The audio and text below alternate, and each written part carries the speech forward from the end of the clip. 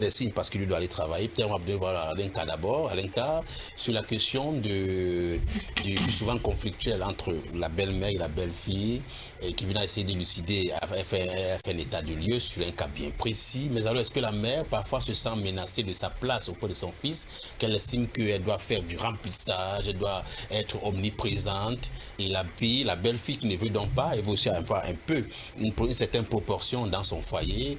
Alors, est-ce que c'est souvent ça qui crispe les relations entre belle-mère et belle-fille? Moi, je me dis que c'est... Je rappelle que vous avez un cœur à prendre, hein, donc vous savez ce que vous dites. Oui, déjà pris.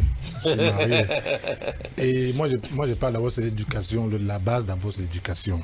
Que ce soit le garçon ou la fille. Oui. Il faut bien éduquer les enfants. Moi, je suis marié. Aujourd'hui, ma famille, on vit en famille. Vous n'avez pas de problème. On n'a pas de problème avec sa belle-mère, qui est votre mère. Au contraire, même, elle est même sa belle-mère que moi. Comment ça?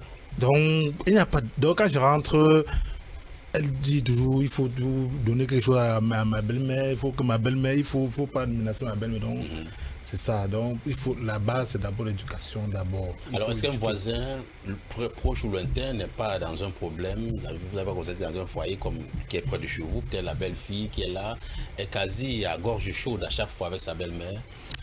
Oui, ça ne manque pas. Il y a toujours les voisins qui ont toujours les problèmes avec leur belle-mère. Mais moi j'accuse toujours je disais quoi, à la base, l'éducation.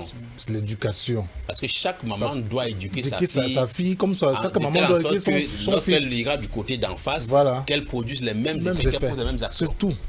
Oui, c'est tout, c'est la base. Il faut d'abord éduquer le garçon ou la fille.